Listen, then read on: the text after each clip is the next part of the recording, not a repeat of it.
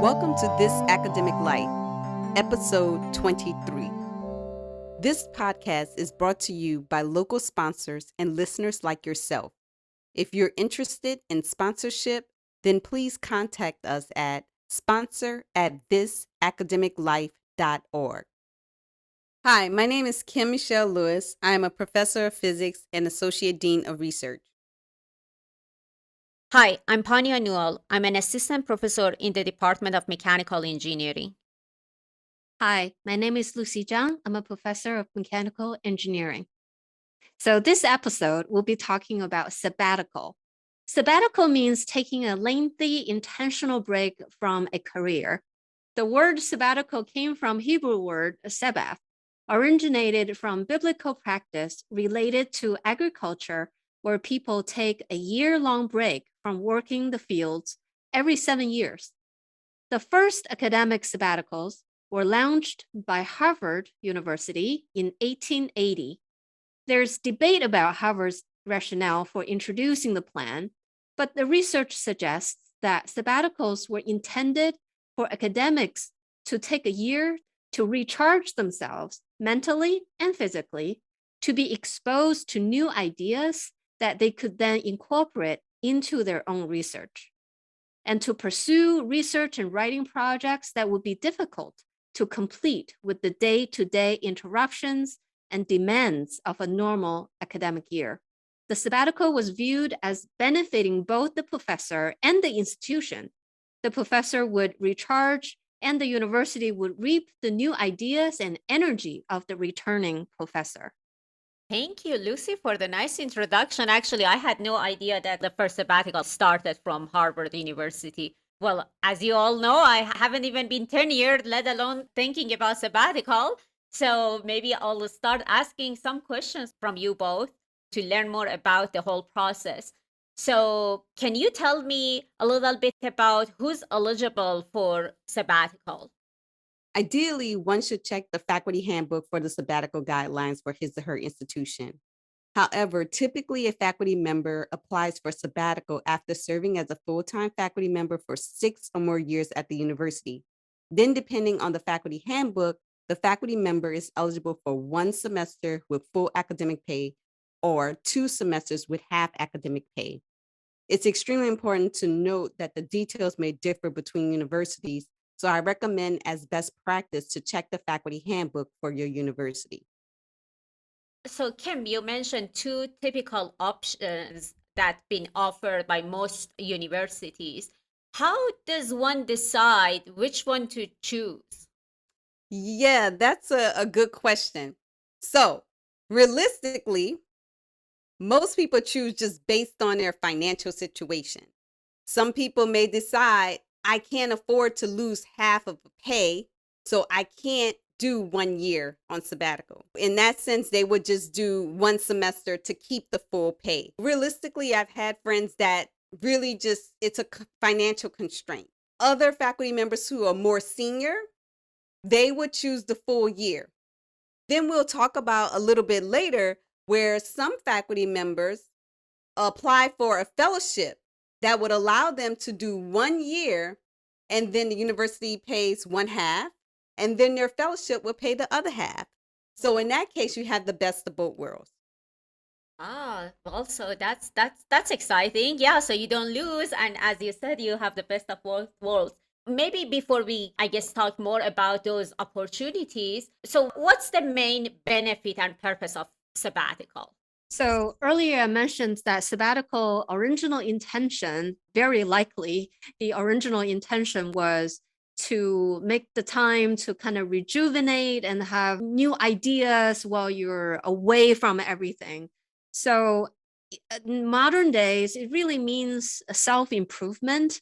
So you give yourself some time to kind of reflect and try to improve yourselves by creating new ideas. And then the obligation is that you come back, right, to the institution. So in that sense, it's really a benefit that the university give all the faculty by being here, by have served a certain number of years. And it's also viewed as an investment for the future and for the future of the faculty and the institution. So as a faculty, as you're going out and creating new opportunities for research collaboration and gaining new perspectives. And it's really a way to reduce any potential burnout that we all experience all the time. So oftentimes that is so needed, especially nowadays. That was interesting. So I didn't know that it comes with some obligations. So you have to come back and serve your institutions, right? After sabbatical. I That's think that also goes with different institutions. Some institutions require that you must come back immediately within whatever periods that you're taking the sabbatical. Some don't really institute that policy at all. So they feel like you've had already served those 6 years or whatever, Yes. how long you earned it. It's a benefit. So I actually haven't seen a lot of this, obligation terms that comes with sabbatical at the places I worked. So it depends. And you pointed out that it's a time to, self-reflect and start work on yourself and improve. Is that a good time to start a new area and in terms of the research, or this is not a good option for sabbatical? I think it's fine as long as you feel like you're going into a new direction. A lot of these research collaborations could be new, right? So as you're working with someone else whom you haven't worked with before, you pick up some new ideas from each other. So I think that's really up to the individual. So for me, when I did mine, so I know my host beforehand. I didn't know them very well, but I know their work. So we worked on collaborations. So we worked on new projects. I think that's really up to the individual on how you want to design, how you want the outcome to look like during this period. That makes sense. Thank you. Another question is, how do you decide about the place and the time? Obviously, after 6 years, you have that you can take your sabbatical, but you can delay it maybe after 7 years or 8 years. But how do you choose the good time and place? So for me, I started thinking about sabbatical options after my third year review when I was assistant professor, because I knew it was coming up. And, usually when the application rolls around, you're frantic and you're trying to figure things out. And so I just didn't want to have that last minute, I'm taking sabbatical just because I can, and not really plan it out. Because I knew that being on a tenure track was very stressful. And so for me, it was very important to go to a place that was in a very nice city. And it was also important for me to go to a place that felt like home, that was going to be supportive of the research. And I was also looking for more mentors, in my research field. I think you have to think about what's important for you. As Lucy mentioned, what are the goals for your own sabbatical? And so that's kind of how I chose. For me, I completed my sabbatical at Howard University in Washington, D.C. So it was a big city, and it was at a historically Black college and university. And it was a contrast from where I was coming from, RPI, where, I was in a smaller town. The diversity was different, the makeup, the composition of the students, it was completely different. And I was looking for something that was different because, like we talked about earlier, you want to spark new ideas, you want to have creative energy. And so I just wanted to remove myself and bring myself to a totally different place. In terms of the time, I wanted to, since I knew my goal was to go, besides do the academic research. So I feel like the place and time is so personal. It's really hard to come up with a script for it. So I think you have to really think about what your goals of the sabbaticals are and then go from there. So you mentioned that you started from your third year review. What did you mean by starting? What did you do to get you to that wonderful place when you were tenured? So I started going to conferences, and I was going to conferences the whole time. But then my intention for going to the conference shifted a bit. So I actually started intentionally going to minority serving conferences, learning about what each institution or what each university offered. And so I intentionally did that. So that's an example of like what I started doing. So what did you do in those conferences then? So I gave talks. And so for how I got the Howard position was I gave a talk at a NIN conference. And afterwards, one of the faculty members from Howard University, Gary Harris, he came up to me and was like, wow, you're doing great work. There's some overlap that I'm currently doing at Howard University, and there's a young scientist. And actually, you met that scientist. It was Dr. Tina Brower Thomas. And so he said, I think you should come and do a sabbatical. I think you'll be impressed with, the resources that we have.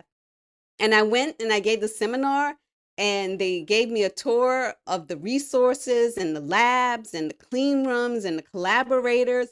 I was impressed. And I said, I think I want to come back. And he made it happen. That's impressive. I didn't think that these conferences, they might lead to sabbatical opportunities. So I think that's really the one thing. A lot of things you can't plan. I mean, you can be very intentional, but you can't really plan on things to really happen, right? So you make efforts along certain, for a certain goal, and then without much like expectation, really. But once you get there, gradually things will just happen, right? Fall into places. Yeah. I love it. I think overall, where you do the sabbatical, how you find your sabbatical location or whatever it is, it's all about networking. It's as part of the networking, as you're establishing yourself in whatever fields, you go to all these conferences, and it's just all about the people, the places you've been to. And if you found this perfect place, lucky enough to found this perfect place to do your sabbatical or whatever future that comes, you're one of the lucky ones. I think, they're not easy to come by. Sometimes I see people do sabbatical and then it's like, oh, okay, okay, I've been there. That's really it. So So how about you, Lucy? How did you plan for your sabbatical? Oh boy, I had an entirely opposite approach comparing to Kim. I had my tenure. That's when I was pregnant. So it wasn't like sabbatical wasn't even in my mind until 2 kids came out. And I said, oh, I guess now it's time to think about a sabbatical. I'm losing time if I don't, right? Because your clock restarts as soon as you take one.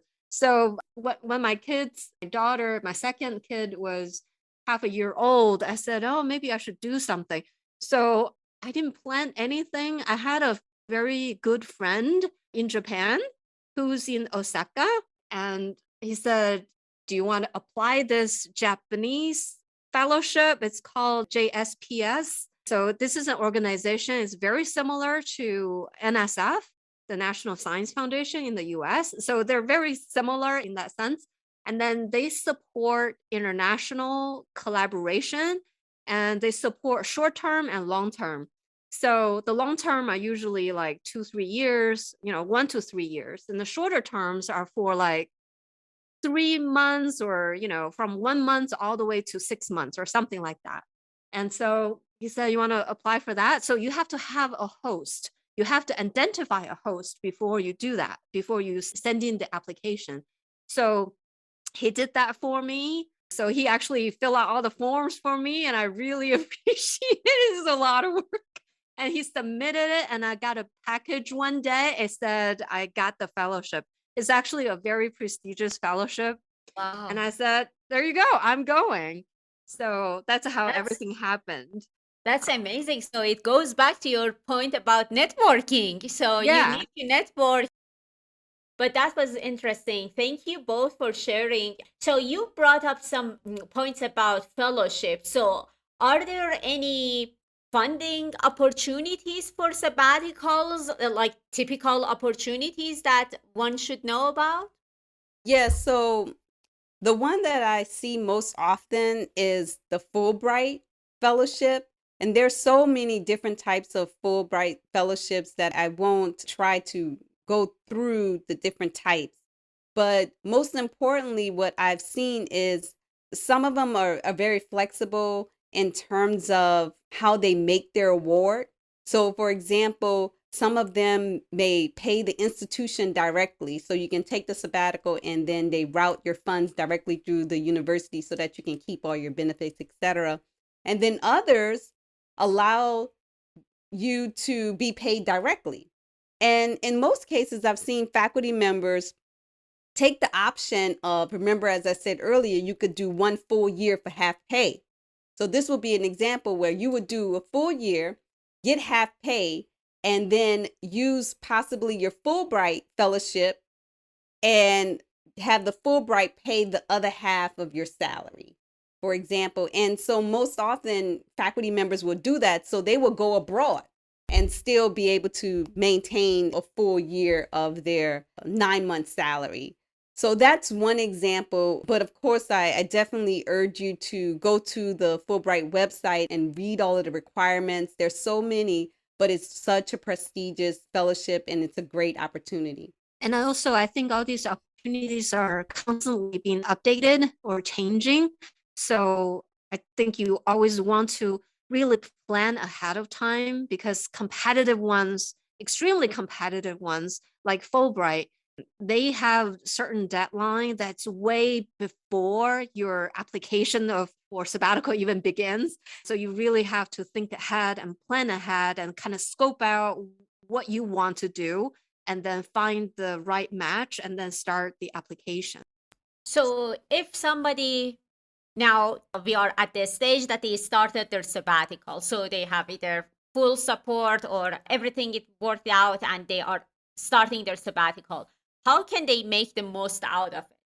What they should do? What are the do's and don'ts? So this is an interesting question. When I got to my sabbatical and before I arrived, I made a list and had a list of all of the goals. My list included, I'm going to write 5 articles. I'm going to do experiment Y and explore X. I'm going to develop a new area of material science. I'm going to apply for a patent and I'm going to apply to start a business. And I went back, revamped my list, and wrote some more realistic goals. And I changed 5 articles to 1. You know, I scratched out that instead of developing a new area of material science, I was just going to read about the new area. And then I added other things to the list that were realistic. I'm going to eat some great food, and I'm going to do a lot of outreach. I'm in DC. I'm going to be at a historically Black college and university. I'm going to use this opportunity to reach out to the community. So I did outreach at different high schools, talked about STEM. I participated on what was called the Nano Express, and it was like this big truck that had different pieces of STEM equipment inside. And so the high school students would come on the truck and I would talk to them about the electron microscope that we had on there and got them excited, right, about wanting to go to college, going to HBCU. So my point is, I started out with all of these lofty goals. And I realized that I'm going to stress myself out, which is the exact opposite of the purpose of the sabbatical. I'm supposed to be relaxed and creative energy and juices flowing. And once I scaled down that list to more realistic goals, I really enjoyed my sabbatical. So I think that to make the most of your sabbatical, you really have to define very realistic goals. I love that how you touched refined goals. They had an aspect of you in there, that taking care of yourself and going, seeing museums and, enjoying different type of local foods or whatever that you were trying. I've been hearing a lot from my colleagues that they have goals of publishing X amount of papers, but nobody says, I'm gonna refresh and I'm gonna take care of myself. I'm gonna do something that I enjoy doing, which I think it's important for all of us. And we don't have to wait 6 years or 7 years for it to happen, but this is a good opportunity not to ignore it. So how about you, Lucy? Did you make the most out of your sabbatical? Did you enjoy good food? I enjoyed every minute, every second of my Japan trip. And Wow. I had no plan. I always thought I'm a good planner. Now I'm thinking, no, I'm like extremely disorganized at this point. But anyway, I had no plan, no agenda. My goal was to go there and experience anything that I could possibly can. Right. So that was my goal. My goal is to be there and just try to grab every place and every second of my time there. Yeah. And I did. I had no plan. I don't think I published any papers out of that, but with my collaborator, we're still writing papers together now. So who cares if it happened like 6 years later, right?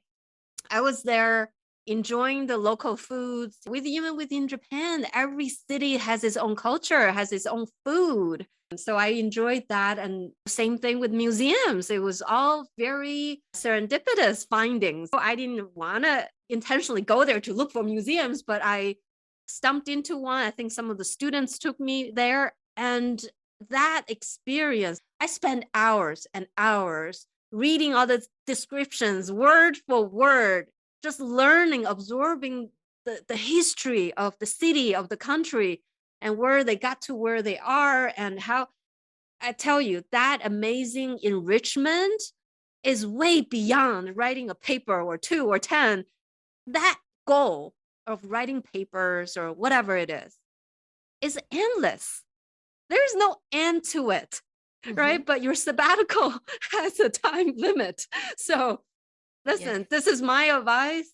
Enjoy as much as you can during the sabbatical. Don't make a lot of New Year resolution type of goals before you take off. It's meaningless. It takes the fun out of sabbatical.